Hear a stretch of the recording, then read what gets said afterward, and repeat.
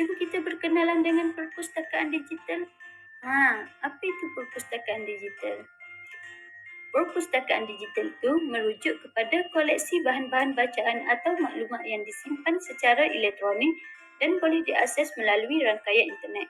Perkembangan teknologi maklumat yang pesat telah mendorong kepada transformasi perpustakaan tradisional ke arah perpustakaan digital, di mana ia tidak hanya terhad kepada bahan fizikal seperti buku, majalah dan artikel sahaja.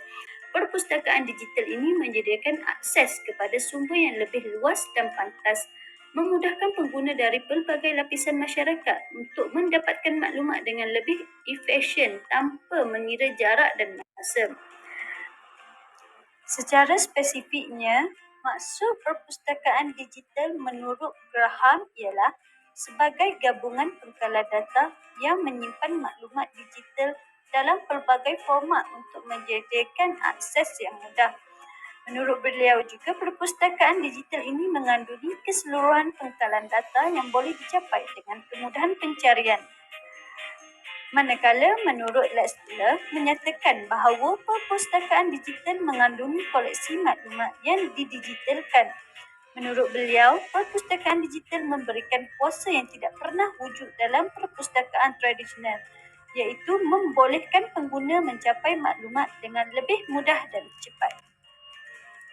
Seterusnya, menurut Oppenheim memberikan pandangan bahawa perpustakaan digital ini memberi tumpuan kepada penyusunan dan pengurusan koleksi maklumat dalam format teks, imej, bunyi, video atau kombinasi semuanya dalam bentuk digital. Manakala menurut Hatter pula, beliau menekankan aspek capaian maklumat pada bila-bila masa dan dari mana-mana sahaja. Beliau juga menjadikan perpustakaan digital lebih fleksibel dan mudah diakses berbanding dengan perpustakaan fizikal. Antara elemen yang kerap disentuh di dalam definisi perpustakaan digital ialah maklumat digital, koleksi maklumat yang luas dan teratur, pelbagai format, timeless and borderless iaitu tiada sempadan dan teknologi maklumat yang optimum. Kesimpulannya, definisi perpustakaan digital boleh didefinisikan sebagai satu koleksi maklumat yang besar dan teratur didigitalkan dalam pelbagai bentuk iaitu kombinasi di antara teks, imej, bunyi dan video yang membenarkan capaian maklumat pada bila-bila masa dan di mana sahaja melalui konsep rangkaian komunikasi global serta penggunaan teknologi maklumat yang optimum. Seterusnya adalah jenis-jenis perpustakaan digital. Terdapat pelbagai jenis perpustakaan digital, antaranya perpustakaan negara Malaysia, perpustakaan negeri di mana setiap negeri terdapat pustaka digital masing-masing, perpustakaan universiti seperti e-library UiTM, Library M dan sebagainya. Seterusnya e-book Google dan many books. Cara-cara untuk mengakses perpustakaan digital.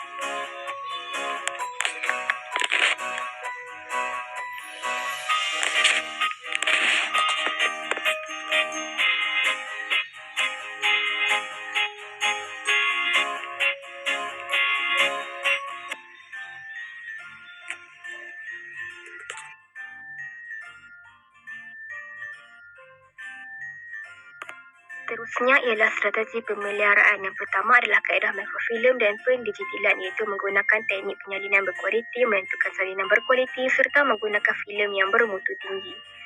Yang kedua, disimpan dalam storan digital dengan format yang ditetapkan, iaitu data gambar, data dokumen, audio dan video. Yang ketiga adalah pelan perancangan tahunan bagi aktiviti pendigitilan koleksi perpustakaan. Yang keempat adalah perpustakaan perlu merangka pelan rangka kerja secara terperinci. Strategi penambahbaikan. Yang pertama, pengurusan aktiviti pendigitilan hendaklah dipusatkan kepada satu bahagian di dalam sebuah organisasi. Bahagian ini bertanggungjawab merancang, menggubal dasar dan prosedur berkaitan pendigitilan. Yang kedua, pendigitilan bahan-bahan unit dilakukan oleh kaki tangan perpustakaan atau kontraktor yang dilantik. Yang ketiga, aktiviti pendigitilan dilaksanakan dengan kerjasama dengan institusi atau perpustakaan lain bagi mencapai objektif serta matlamat digital. Seterusnya, manfaat perpustakaan digital. Pertama, akses mudah dan cepat, iaitu perpustakaan digital membolehkan seluruh pengguna mengakses pelbagai bahan bacaan secara dalam talian tanpa mengira tempat. Pengguna boleh mendapatkan maklumat dengan mudah, pantas dan cepat, terutama bagi mereka yang tinggal di kawasan pedalaman atau tidak berdekatan dengan perpustakaan fizikal. Kedua, penjimatan ruang dan kos. Perpustakaan digital mempunyai potensi dan kapasiti untuk menyimpan lebih banyak maklumat, manakala perpustakaan fizikal terhad oleh ruang simpanan yang mana ia sekaligus dapat menjimatkan kos penyelenggaraan. Selain itu, pengguna juga tidak perlu mengeluarkan kos untuk membeli buku kerana bahan bacaan boleh diakses secara percuma atau dengan langganan yuran yang berpatutan. Yang ketiga, kemudahan carian maklumat. Pengguna dapat mencari bahan bacaan dengan cepat menggunakan fungsi carian yang mana ia lebih menjimatkan masa berbanding kaedah manual. Kata kunci boleh digunakan untuk mencari topik dan kategori tertentu, menjadikan proses mendapatkan maklumat lebih cekap. Keempat, koleksi bahan yang pelbagai.